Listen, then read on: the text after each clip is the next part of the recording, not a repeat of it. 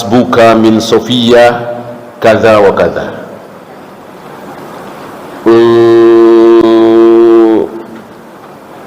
Cukup bagimu, ini terjemahan bebasnya ya, cukup bagimu ya Rasul untuk tidak usah ngurusin Sofia. Sofia ini apanya Aisyah? Madunya Aisyah, sama-sama istri Nabi sallallahu alaihi wasallam. Hasbuka min Sofiyah kada wa kada, tidak disebutkan terusannya. Aisyah tidak melanjutkan ucapan dirinya kepada Nabi alaihi salatu wasallam, cukup dengan kalimat kada wa kada. Dan sudah cukup dimengerti kaza wa kaza ini kira-kira positif apa negatif? Negatif. Keburukan Sofia. Wa qala ba'dur ruwat, sebagian perawi mengatakan ta'ni qasirah, yang dimaksud Sofia itu pendek. Mungkin Aisyah, Ummu Salamah, Zainab binti Jahsyin, Maria Al-Qibti, istri-istri Nabi yang lain mungkin posturnya cukup tinggi. Sofia ini pendek tapi cantik luar biasa, Yahudi kan, min Bani Israel, anaknya Huyai bin Akhtab.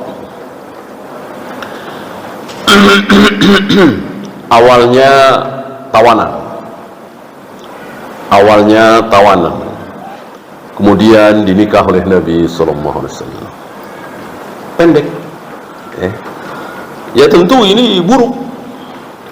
Walaupun keburukan ini bukan pezina, penjudi, pemabuk, pembohong, penipu. Ya sekedar fisik, ya semua orang tahulah pendek. Tapi diomongin di hadapan Nabi sallallahu alaihi wasallam, yang intinya adalah merendahkan, ngeledek. Langsung Nabi mengatakan, faqal laqad qulti kalimatan, wahai Aisyah, sungguh engkau telah mengucapkan satu kalimat, lau muzijat bima'il bahari, seandainya ucapanmu itu dicelupkan ke lautan. Jadi seandainya ucapan Aisyah itu berupa benda cair, ya, dimasukkan ke lautan, lamazajathu, itu air lautan akan berubah. Ya. Yang diucapkan oleh Aisyah tadi kebaikan apa keburukan? Keburukan. Berarti seandainya cairan tentu tidak wangi, tapi busuk. Nah, seandainya busuknya cairan yang keluar dari mulutmu itu dimasukkan ke samudra itu akan ikut busuk.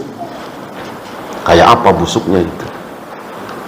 Samudra yang begitu luas ikut berbau busuk oleh ucapan yang keluar dari mulut Aisyah.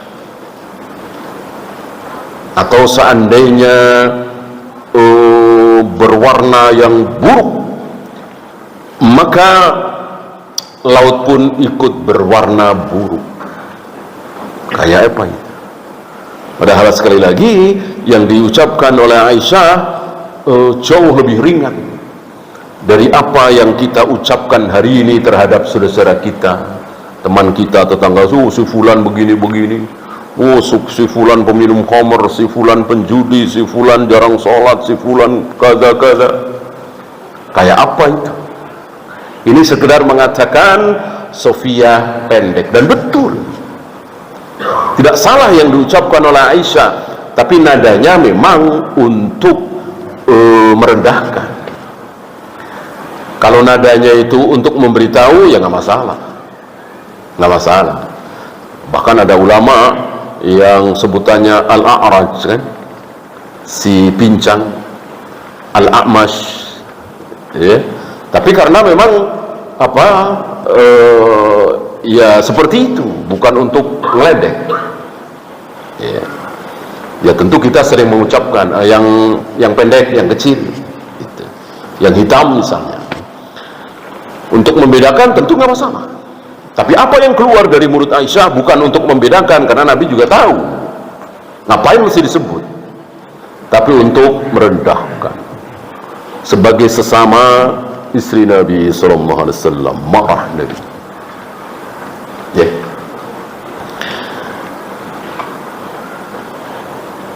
Dari sini tentu bisa dikiaskan ke pesek, hitam,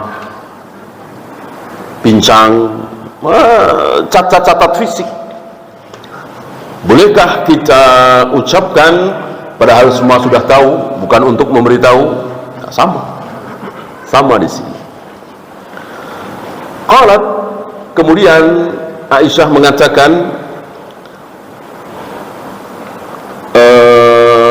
wa hakaitu lahu insanan, dan aku menceritakan kepada Nabi, lahu di sini dhamirhu ke Nabi alaihi salatu wasalam, insanan, seseorang.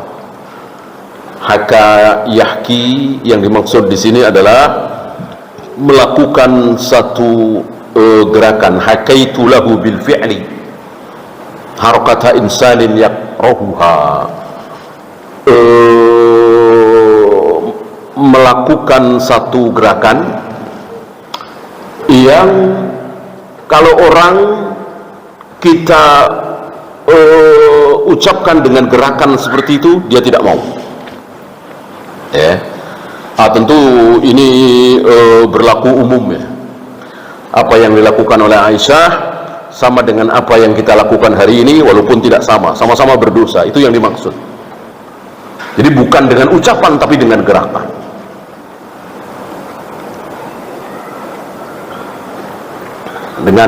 Dengan jari kita misalnya, gerakan-gerakan yang menghina dia, penghinaan kepada dia, mulut kita diam, hanya dengan jari kita kecil misalnya, atau apa, ya.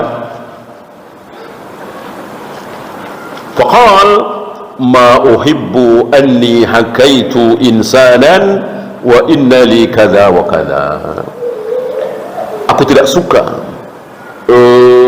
melakukan seperti itu, melakukan gerakan-gerakan seperti itu, gerakan-gerakan yang menunjukkan bahwa seseorang itu tidak suka dengan gerakan-gerakan seperti itu.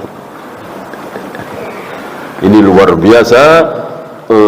Larangan Nabi yang satu ini sering sekali kita langgar tanpa sadar, ya. Dan akan lebih besar dosanya kalau objeknya adalah penguasa kita, pemimpin kita, raja kita, presiden kita, gubernur kita, wali kota kita. Lebih besar dosanya, karena Nabi melebihkan dibanding dengan yang lain, ya. Gara-gara subhat Khawarij, hari ini banyak saudara-saudara kita yang seolah mempunyai perkecualian di balik di sini. Kalau ngomongin tetangga haram, nggak boleh. Ngomongin saudara haram, nggak boleh. Ngomongin temen haram, nggak boleh. Kalau ngomongin presiden nggak apa-apa. Ngomongin gubernur nggak apa-apa. Ini talbis iblis. Ditipu kita oleh iblis, ya. Padahal lebih haram. Saudara kita, teman kita punya hak terhadap diri kita. Kita punya kewajiban kepada tetangga kita, saudara kita. Terhadap presiden kita, raja kita, pemimpin kita, lebih besar lagi kewajiban kita kepada beliau, ya. Dan ini perkecualiannya cuman kafir. perkecualian cuman kafir. Nah, hari ini seolah perkecualian itu tambah lagi. Apa? Jarang sholat misalnya, nggak tahu agama, sholatnya nggak bener, sholatnya nggak pernah jamaah di masjid, ya, bahkan bukan salaf. Nah, ini penambahan dari iblis. Nggak ada perkecualian cuma satu, kafir. Kalau dia kafir, bolehlah kita tidak taati, boleh ya, bukan jangan ditaati, bukan, boleh ditaati, boleh tidak, kalau pemimpin kita kafir. Selagi pemimpin kita muslim, wajib taat, walaupun jarang sholat, walaupun ahli maksiat, walaupun jarang ke masjid, walaupun bukan salaf, dan seterusnya, ya. Jangan sampai kita termakan subhat khawarij. Jadi taat kepada pemimpin itu harus pemimpin yang soleh, yang baik, yang bermanhaj salaf, yang akidahnya lurus. Ini tidak dikenal oleh para sahabat, para tabi'in, atba'ut tabi'in. Lihat Hajjaj bin Yusuf. Ada siapa di Mekah, di sekitar Masjidil Haram, ketika Hajjaj bin Yusuf menguasai Mekah, Madinah? Ada Anas bin Malik, ada Asma binti Abu Bakar, ada banyak para sahabat yang masih hidup bersama tabi'in. Semuanya diam, semuanya taat. Tidak ada satupun yang membicarakan keburukan Hajjaj bin Yusuf, padahal buruk sekali, kejam sekali, bengis sekali. Entah berapa ratus, berapa ribu kepala yang dipenggal, kepala kaum muslimin yang dipenggal oleh dia, Hajjaj bin Yusuf. Sampai Hasan Basri mengatakan, jika kelak di hadapan Allah masing-masing generasi berlomba untuk menyerahkan orang terzalim di masanya, lalu kita serahkan nanti Hajjaj bin Yusuf, maka kita menang. Artinya di setiap generasi, menurut Hasan Basri, yang generasi beliaulah yang paling kejam, yaitu Hajjaj bin Yusuf, yang menggantung, membunuh cucu dari Abu Bakar, Abdullah bin Zubair, anak dari Zubair bin Awwam. Nah, itu lihat para sahabat, para tabi'in. Akalnya, ro'yunya, nuraninya, logikanya tunduk terhadap dalil. Sami'na wa ata'na terhadap qala Allah wa qala Rasul. Itulah para sahabat, itulah para tabi'in.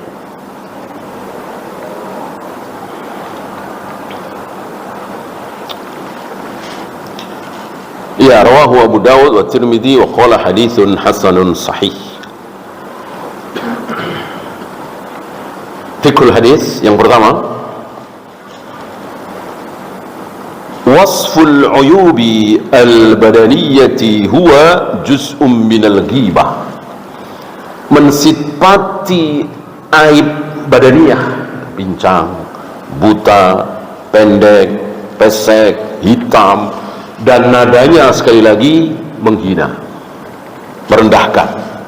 Dan si fulan tidak suka, si fulan tidak suka disebut dengan seperti itu, maka ini juz'um minal ghibah, ini bagian dari ghibah, ini termasuk ghibah, haram.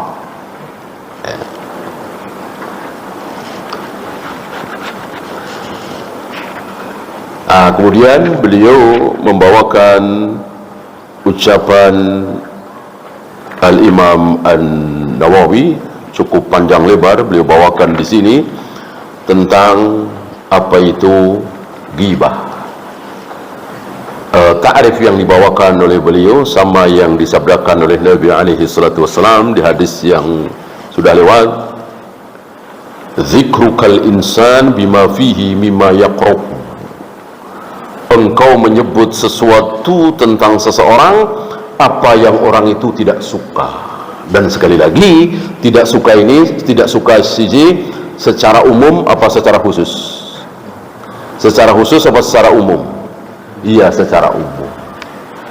Secara umum orang itu nggak suka kalau dibilang penjudi, walaupun dia betul-betul penjudi.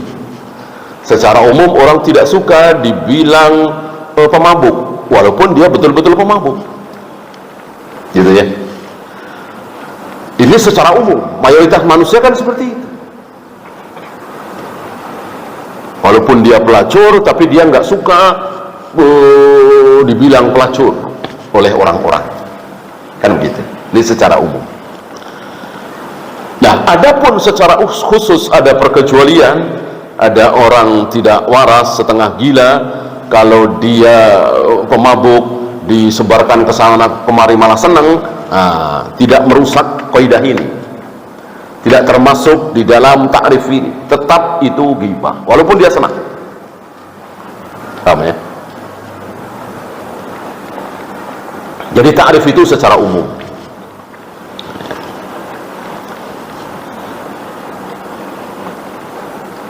Dalam hal apa?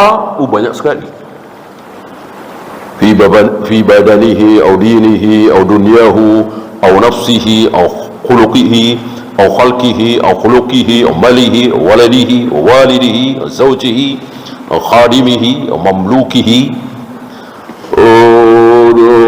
dunianya, dirinya, akhlaknya, ciptaannya, maksudnya badannya, hartanya, anaknya, ayahnya, istrinya, pembantunya, semua ya, sampai kepada pakaiannya, surbannya, ya, cara berjalannya, semua. Apapun yang tidak disukai oleh seseorang secara umum. Oh, bajunya begini-begini, oh, sendalnya begini-begini, dan itu penghinaan, maka ini termasuk ghibah.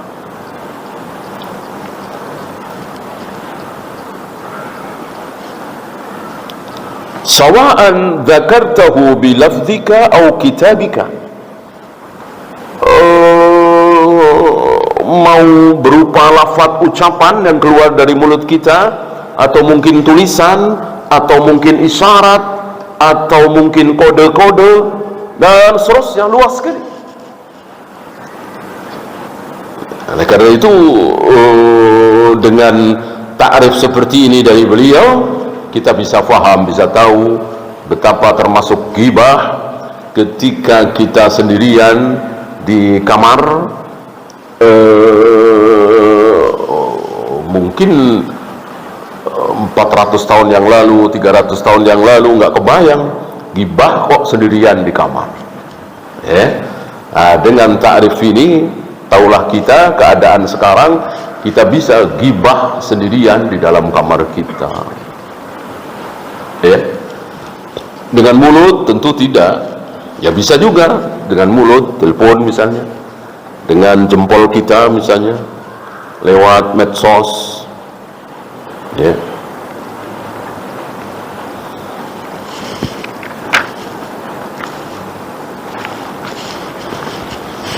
Beliau bawakan contoh yang banyak sekali. Abuhu fasiq, bapak dia fasik, ini termasuk.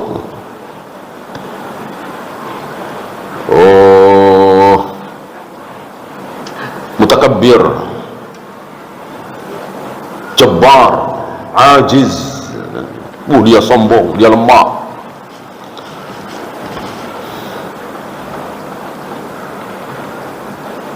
Dan seterusnya. Beliau bawakan contoh yang banyak di sini. Fa in arada, ini ada sedikit perkecualian. Fa in arada bayana ghalatihi li alla yuqallada, adapun menyebut kesalahan seseorang supaya tidak diikuti, kesalahan manhajnya, kesalahan akidahnya, kesalahan cara beragamanya, ya, fahadza laisa ghibatan, ini bukan ghibah, ini bukan ghibah, atau ghibah secara bahasa. Dulu ketika ilmu hadis itu berkibar, ketika betul-betul majlis-majlis hadis itu berkibar, sering mereka mengatakan sebelum memulai pelajaran, nagib fillahi sa'atan, mari kita gibah sesaat, gibah karena Allah. Ya. Si fulan sayyi'ul hifzi, si fulan hafalannya lemah, si fulan hafalannya berubah di masa tua, si fulan pendusta. Ini kan keburukan. Tentu si fulan tidak suka diucapkan seperti itu. Tapi ini nagib fillahi, ghibah karena Allah. Untuk apa? Agar supaya sabda-sabda Nabi itu tidak tercampur dengan ucapan manusia biasa. Jangan sampai ucapan Hasan Basri dianggap sabda Nabi. Jangan sampai ucapan Tawus dianggap sabda Nabi. Bahkan jangan sampai ucapan Abu Hurairah dianggap sabda Nabi. Harus dibedakan. Nah, ucapan siapapun, walaupun Abu Hurairah, walaupun Abu Bakar dan Umar, bisa benar, bisa salah. Yang tidak mungkin salah, yang pasti benar, hanya ucapan Nabi SAW.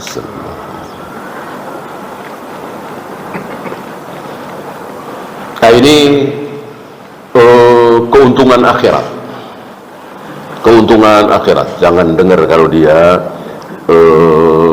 ngomong masalah agama. Kalau dia ceramah, jangan dengar.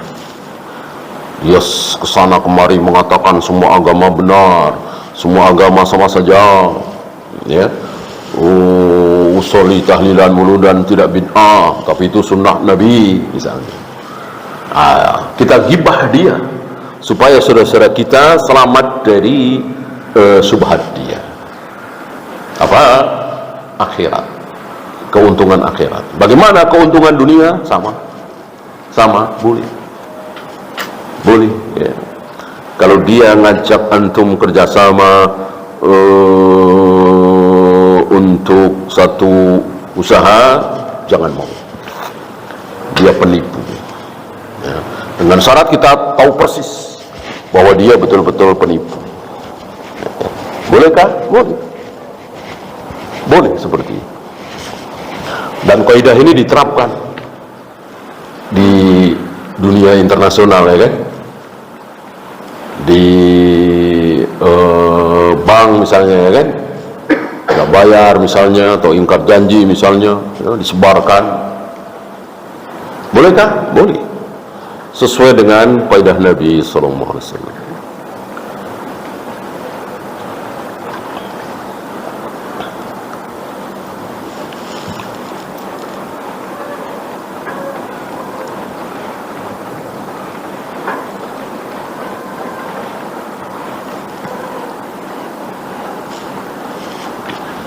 Iya. Fawaid selanjutnya.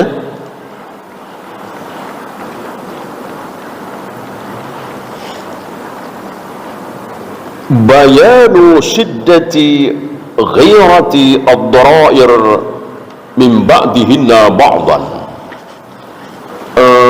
Sesama madu itu saling cemburu, bahkan syiddah, bersangatan, gitu. Dan tidak terkecuali istri-istri Nabi SAW. Salah satunya apa yang nampak pada diri Aisyah, ya. Walaupun Aisyah mengakui bahwa yang sangat dicemburui nomor satu adalah yang sudah jadi mayat, yang sudah mati, yang sudah mendahului Aisyah. Mungkin tidak ketemu, ya, atau mungkin sekilas, ya.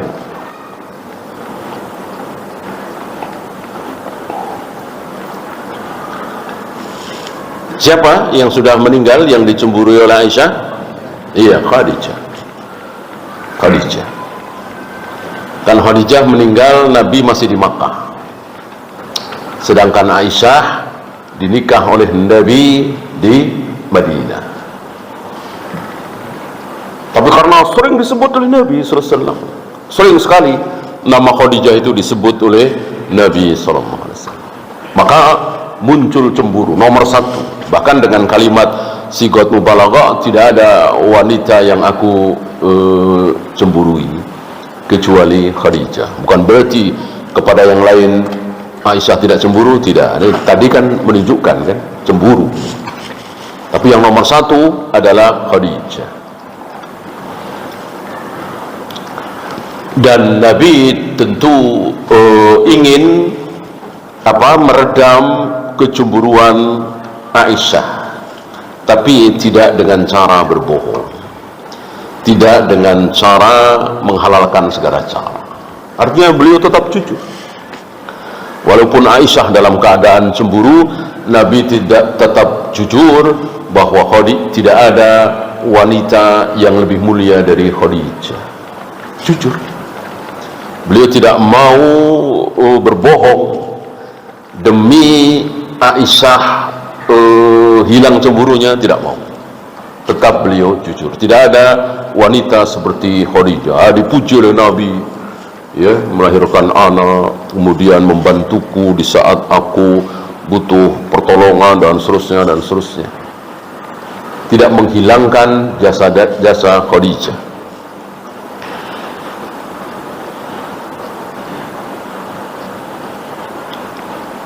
Kemudian syiddatu tahrimil ghibati wa bayani syiddati qabiha wa natniha. Betapa ghibah itu sangat haram dan sangat keji, sangat busuk sekali. Bayangkan kebusukan itu sampai membuat air lautan ikut busuk. Kayak apa itu?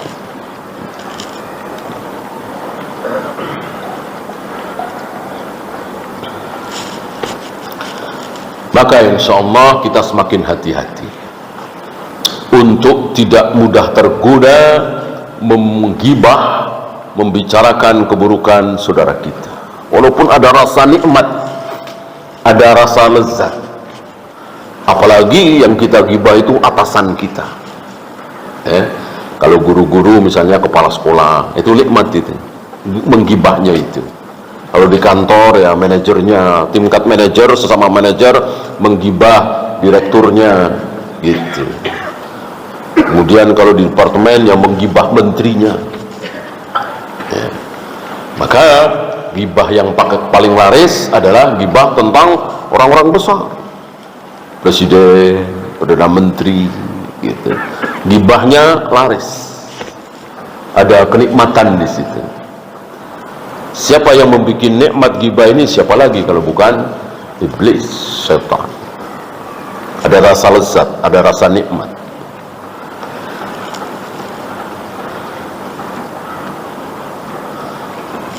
Tasghiru sya'ni dunya wa ma fiha idza qurina bi ridallah wa adami sukhtihi. Seluruh urusan dunia ini menjadi kecil sekali, sangat kecil jika dibandingkan dengan ridha Allah, jika dibandingkan dengan selamat dari murka Allah. Maka urusan dunia ini menjadi sangat-sangat kecil, dikecilkan oleh Allah dan Rasulnya. Artinya kalau kita sudah mendapatkan ridha Allah, ini keberuntungan yang luar biasa.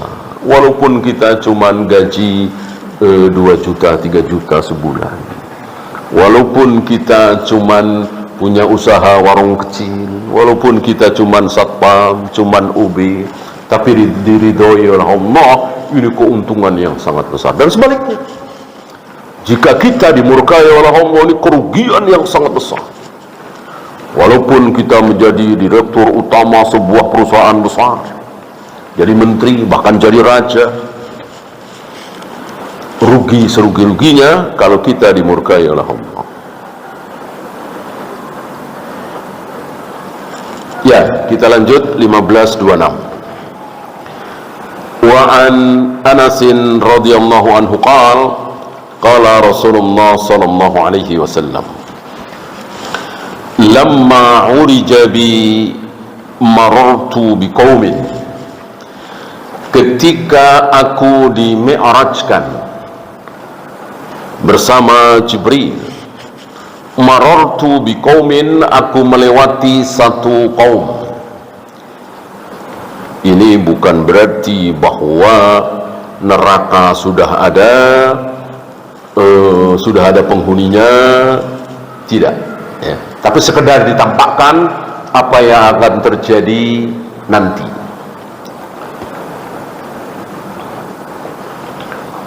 Karena ketika beliau Mi'raj ini tentu sudah tidak di bumi ya.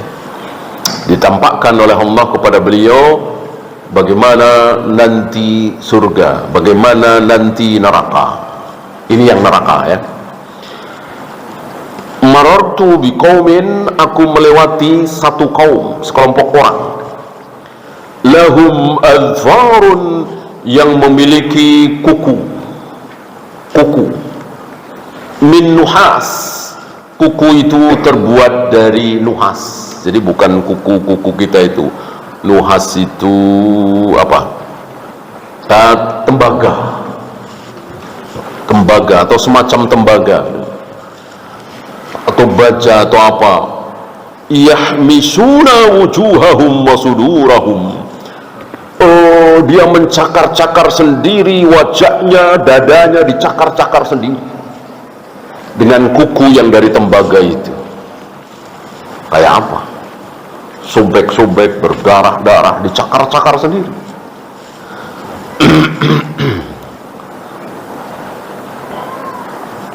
Dan kuat itu, cakarannya kuat.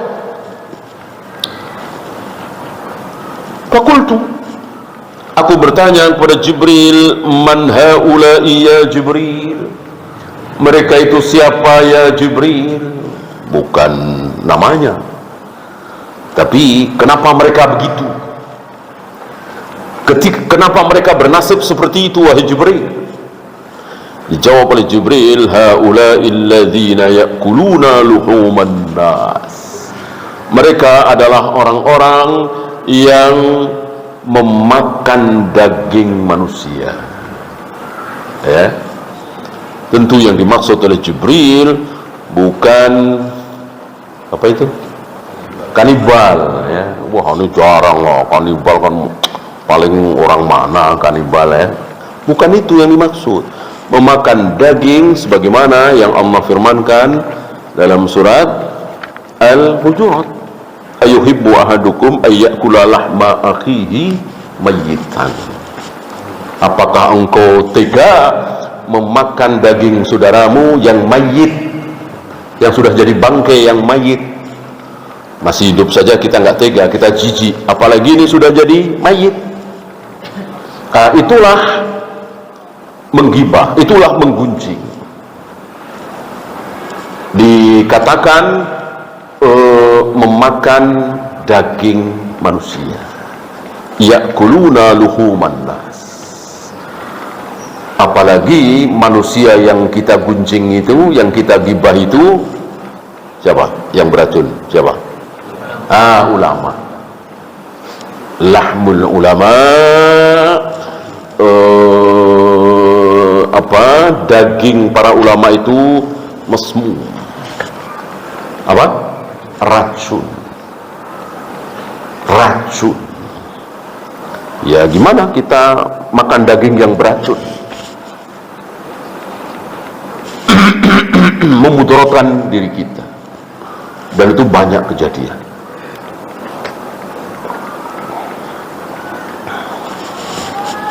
Ulama tentu bukan malaikat, bukan nabi, bukan rasul. Pasti adakah aibnya? Pasti. Nah, kebetulan kita tahu aibnya. Diam. Jangan sebarkan, cukup berhenti di kita. Gitu ya. Ulama kan manusia biasa.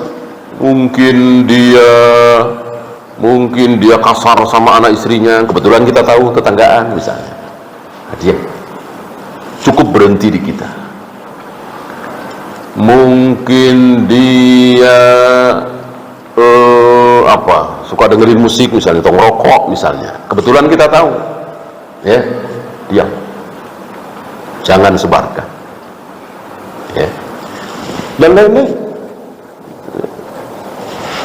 Apalagi itu masalah syahwat. Syahwat kan tidak berbahaya bagi orang lain, kecuali syubhat. Nah, syubhat berbahaya. Syubhat berbahaya. Nah, syubhat tidak disadari oleh pelakunya dan oleh orang-orang yang tidak paham. Untuk syubhat, ya kita jelaskan, ya. Oh, beliau tidak salah. Beliau kurang bisa membedakan mana yang sunnah, mana yang bid'ah.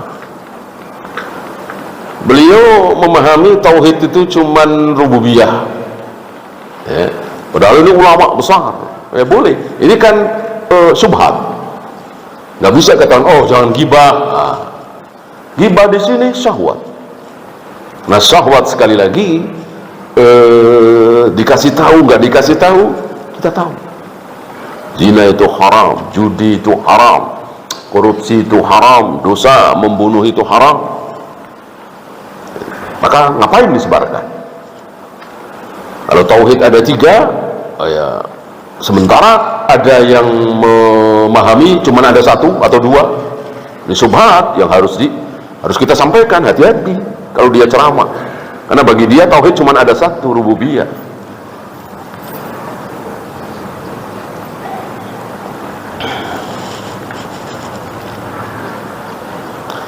Wa yaqa'una fi a'radihim, dan mereka melanggar kehormatan him, ya. Yaqa'una fa'ilnya hum, yaitu haula. Adapun fi a'radihim, himnya kembali ke annas, ya. Rawahu Abu Dawud.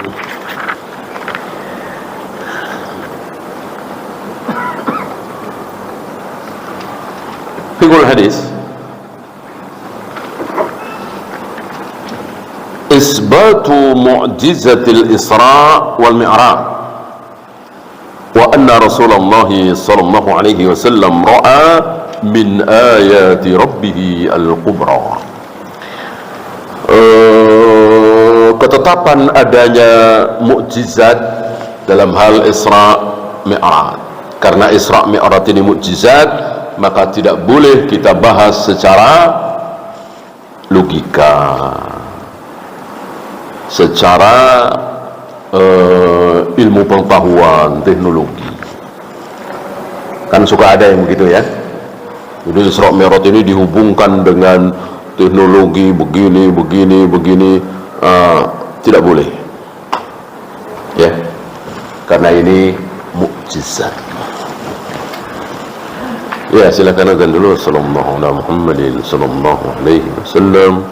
Wa akhiru da'wana alhamdulillahi rabbil alamin.